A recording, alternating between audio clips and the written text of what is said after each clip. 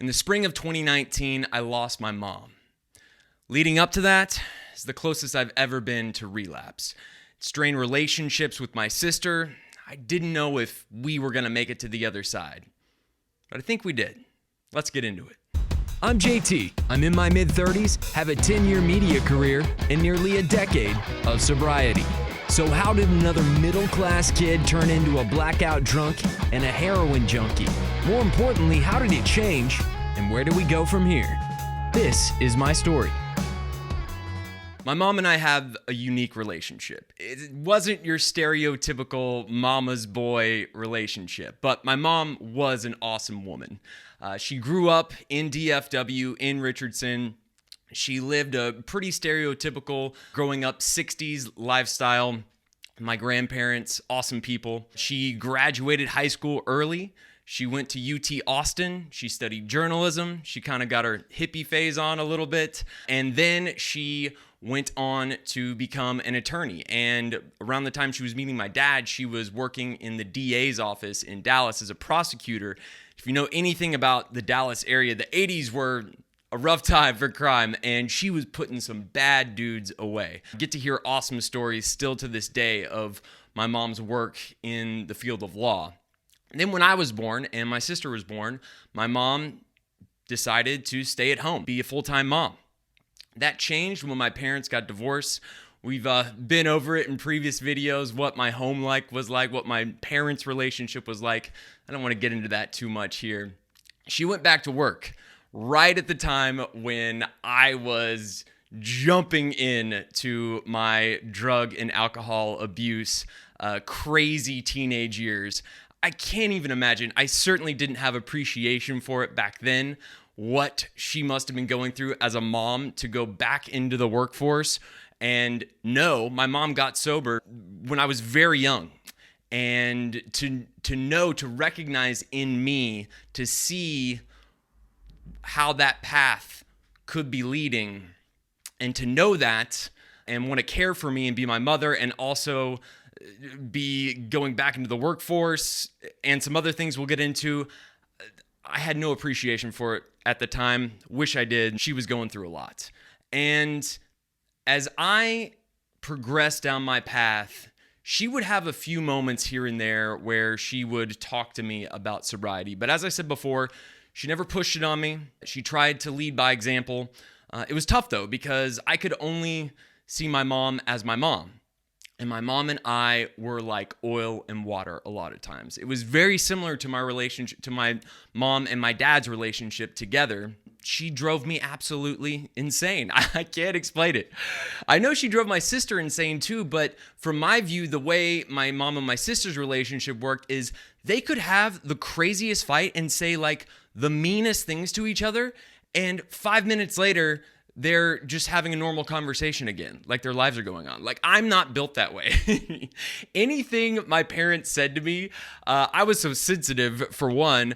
Anything they said to me that, like, affected me in a big way, I carried that into every conversation I ever had with them, okay? I didn't just, like, forget about it and move on. I'm just not built that way. And so that affected my mom and I's relationship. You know, I'd have my run-ins with the law or whatever, my run-ins with alcohol and drugs, and she was certainly the first person I would go to between my two parents because I think instinctually I knew that she might understand more, but it's not because she was easier on me. In fact, my parents oftentimes had opposite roles, even though my dad could be...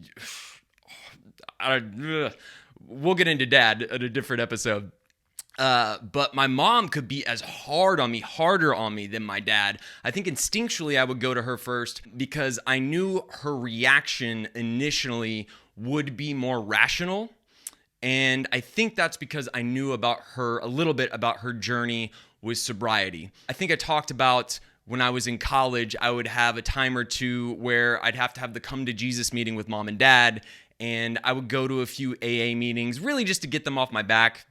But when I finally got sober, my mom and I's relationship changed forever because when I was actually really serious about it and she knew it, we were forever bonded with that experience. I mean, she literally went through the rehab program with me. Parents can elect to be part of it, and in fact, they encourage it. And she was there with me every step of the way and brought this knowledge of her many years of sobriety. And we had very difficult times through all of that. In fact, my mom was about to have a heart transplant as I was coming out of rehab, and I was staying with her. And from the outside, all my family were like, "Oh, we're so glad you're staying with her while she's going through this." In reality, like, she was taking care of me. Like, I wasn't at a place yet where I could even take care of my ailing mom. I find it comical. My mom had to kick me out of the house. She didn't want me there anymore for her peace. But that brings up an important point. My mom, I had to practice more than anyone else in my family boundaries. Our relationship, the things she would say, the fights we would get in would trigger my addictive synapses more than almost anyone else. So when I got sober, I had to learn those boundaries and practice those boundaries with my mom more than anyone. I would have loved to just spend every waking moment with her, but I couldn't to stay sober. And I know that sounds weird. I know that might be hard to digest, but it is what it is. And so what that looks like is I would set timers. I would be like, okay, I'm going to go visit my mom at this time. And I know 2 hours in, that's going to be when I have to leave and I have to wrap it up, because if I get any further into there, things could get rough. And that's tough, but I had to learn that to take care of myself. And that comes back a little bit later as we were having to say goodbye to my mom. You heard me talk about the heart transplant. My mom's illness informs my entire relationship with my mom and my sister's relationship with my mom and me and my sister's relationship together. My mom first got sick when I was about 7 years old, and she had this heart condition that stayed with her her entire life. And when she first got sick, as kids, we didn't really know what was going on. We knew it was her heart, and we had some inclination that she was going to be okay. And she was. She lived a pretty full life. We didn't really understand the nuts and bolts of it. And I think even my dad didn't totally understand it and couldn't exactly explain it to us. But basically, she had to get a defibrillator installed. We would have moments all the time growing up where we'd just be going about our business and her defibrillator would go off. And if you've ever seen that happen, in the ER-like shows when they shock the patient with those paddles. Well, that's what it's like to have one inside of you. And so, I remember times my mom would just be on the phone in the kitchen and all of a sudden she would shriek and the phone would go up in the air and she'd fall to the ground. That's the cue to get the ambulance over there and get into the hospital. And we knew that she would have to get a heart transplant at some point. We didn't know exactly when. It's hard to get on the list. And she was really young when this all happened, when it all started. But we lived with that my whole life. Hospital trips, once or twice a year. Lengthy stays in the hospital once or twice a year. My entire life. She had periods where she'd be doing better than others. And actually, when she went back to work, my teenage years, she did pretty good for a long time. But once she got diagnosed with it and started having the problems, she could never do super active things again. She could never play tennis again or do anything that was too physically taxing.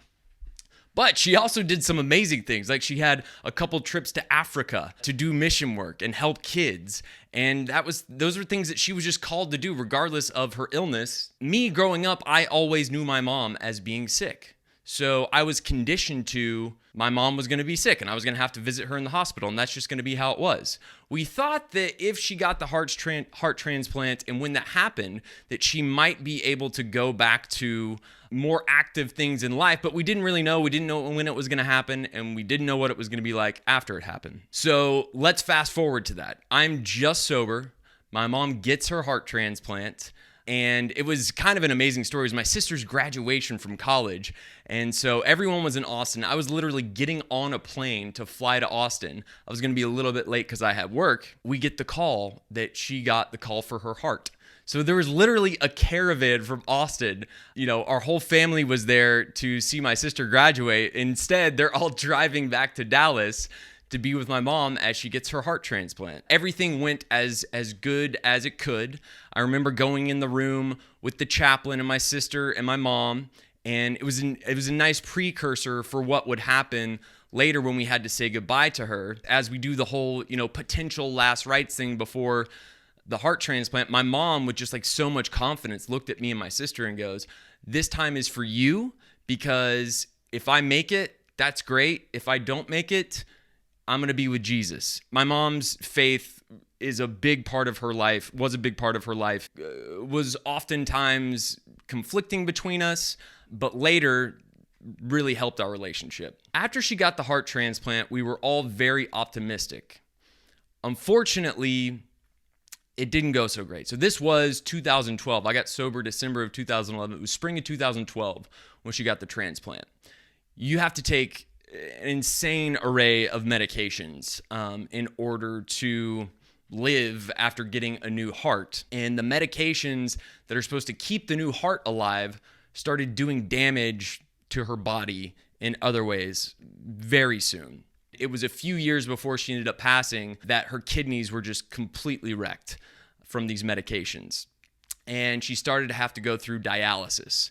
And I was not very tuned in to what was going on. I didn't understand the immediacy of what was happening and where it was going. I think because I was so used to my mom being ill. And I think my sister was trying to communicate to me what was going on and where it was leading, but I think she was struggling to communicate it in the best way. That led to, starting in the spring of 2018, she never came home from the hospital. She went into the hospital, dialysis wasn't working, there were tons of complications, and between ER, rehab facilities, in between facilities, going back to ER, it was just a back and forth for a year where she never came home because it was that bad. And it was during this time, it was the summer of 2018, where I almost lost my sobriety. Obviously, I had never gone through losing a parent before. Probably the hardest thing I dealt with in sobriety. And what really was hard, my mom was a very understanding and accepting person, and I always knew she loved me. It was tough, the times where she would call me out of the blue, like say I'd be interviewing a band for my radio job, and I would get a call from my mom, and I know I need to answer it because it's probably serious. And she's like, "I need you to come see me in the hospital right now. I'm having a real bad way." And that was very stressful. My sister took on way more of this than I did. Some of it was because that was just her instinct and she wanted to. And some of it was because I was not prepared to deal with it in the way that, to show up in the way that I needed to at the time. And I have regrets about that. That summer, I had a lot of responsibility going on at work. My job had really taken a turn, a positive turn for me, but there was a lot of people depending on me. There was a lot of money, financial, for everyone depending upon me and me doing good work. At the same time, my relationship that I was in, I am not a traveler. And my ex is a big time traveler, and everything had been fine with that, but she got a free trip to Europe. You know, I might have been able to finagle my way out of us paying to go to Europe, but when work gave her a free trip, I knew that if I turned down the free trip, I was probably going to, like if I wanted to stay in my relationship, I should probably take the free trip to Europe. But this came at a time where like the stuff with my mom was like super heavy. Like we didn't know, like she could die any minute, it could get better any minute, she could need us in the hospital. I mean, she's calling me to need to call me in the middle of an interview with a major recording artist.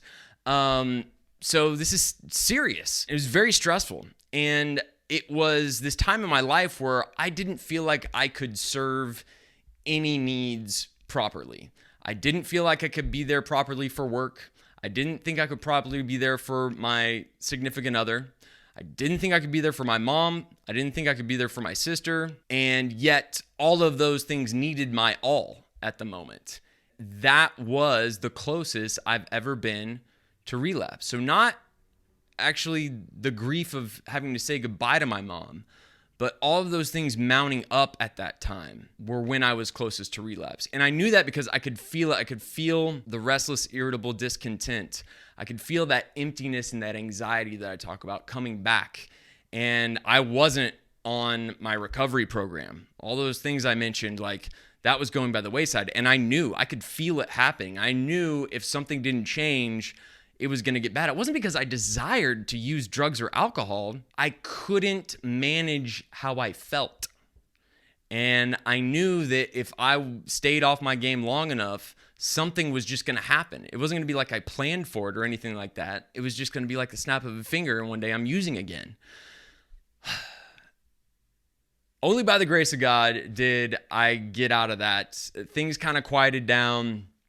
I got a little more on top of my program, but I can't say it was all because of my actions that things got better. In fact, my sister and I had a lot of conflict through this time because she wanted me more available. She wanted me more present, and I was asking how to do that, but I think we had some communication breakdown. I think she was taking on some things. Again, me and my sister will talk about that at a different time. But we finally get to March of 2019. My mom decides I'm going into hospice. When you're being kept alive on dialysis, it can be as quick as the patient's decision to come off of it. It's about a 3-day period of, it's basically like pulling the plug. And so she decided she was ready to do that. And I know my sister took it hard. I don't think she was ready to say goodbye. I remember being in the room, my mom, my sister, myself, before they transferred her to the hospice. And it was just the most powerful moment. I knew this was her choice. And so I wasn't going to try to stop her or anything like that. But I asked her, I said, Mom, are you at peace? Meaning, are you at peace with this decision? And my mom was frail at the time. Like, she was not super talkative or anything like that, but just the way that she looked at me in the eye after I asked that question, she didn't have to say a word. It was the most powerful thing I've ever felt. Like, she was at peace. And for someone like me who's been searching for inner peace my whole life, I have it now, but I'm still trying to get more of it, you know? Oh my goodness, a woman who has been going through this insane, torturous experience with just the look at her own son, to be able to tell him, to tell me, just with her eyes, that she's at peace with the decision for her life to end. It's the most powerful thing I've ever experienced. It was beautiful. I just burst into tears when it happened. I did a lot more crying when we got to the hospice. If any of you have gone through the experience of having to watch a loved one, I didn't know I was going to do this. I'm sorry. Having to watch a loved one literally pass away in front of you.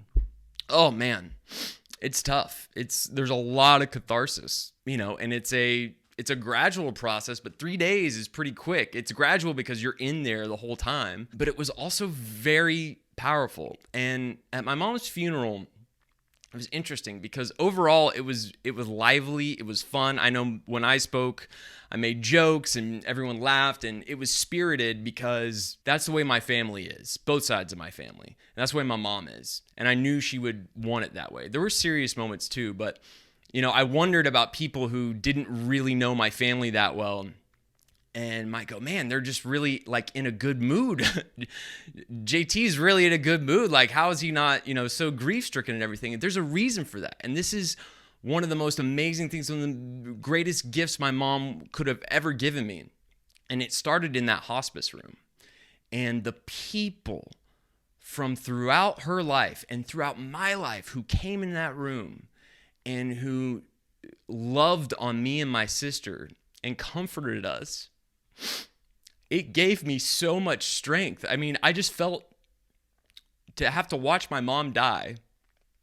And I don't know if I'm going to have to edit this. And to see these people from throughout my life, from when I was a kid, some of the people I didn't even know, but they had had such a positive experience with my mom at a certain point throughout their lives that they felt the need to come share it and share it with me. And I still feel carried by that today. I still feel comforted by that today. And at her funeral, that's why I was just lifted up the whole time. I didn't have the days on end of being curled up in a ball in my room, crying my eyes out, because I felt her spirit, and I felt so loved by everyone in her life and in my life. I just got through it.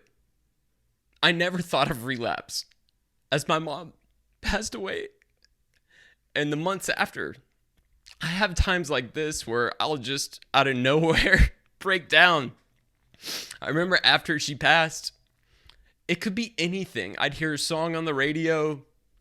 I was on a date with my girlfriend at a movie, and the trailer for that Mr. Rogers movie with Tom Hanks came on. And I just remembered growing up as a kid watching Mr. Rogers with my mom, and I just started bawling my eyes out in this stupid movie theater. And that just happens to me from time to time now. But I didn't have the uncontrollable grief that might have led to relapse. And I think everyone would have forgiven me.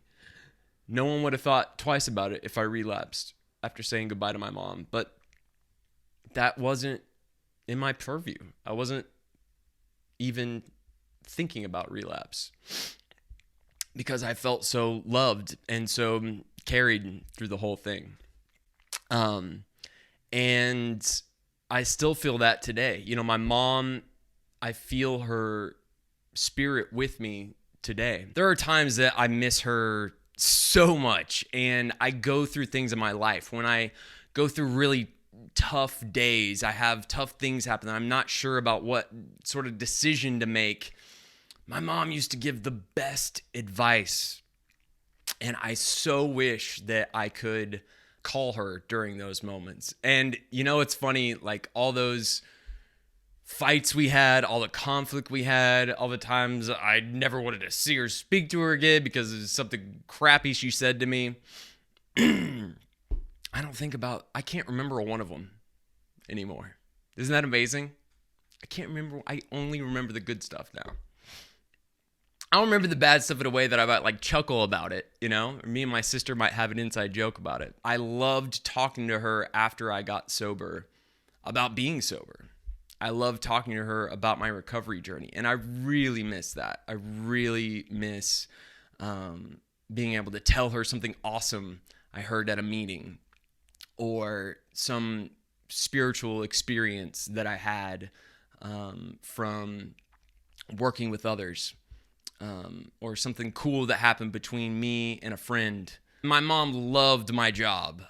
She was always, when I started behind the scenes before I got on the air, she always go, "Why aren't you doing this, doing that?" That's how my mom was. She wasn't the one who would go, "Oh, I'm just so proud of you. Anything you would do would make me happy," even though that was true. Her way of saying that was like, "Well, why aren't you doing more? Why aren't they giving you more?" But she was really proud of the way things had progressed in my career, and I wish I could share more of that with her. I wish I could share this with her. Okay, let's get the mail. Okay, I ask you guys to please comment, DM any questions you may have. I want to answer them here. I want to share your thoughts, feelings, experience. Please go ahead. But these are some of the ones we've had from the first couple of videos we did. We had NSF guy. This is on Instagram. He says, "I too am a recovering addict, 14 years for one thing, just over a year for the other.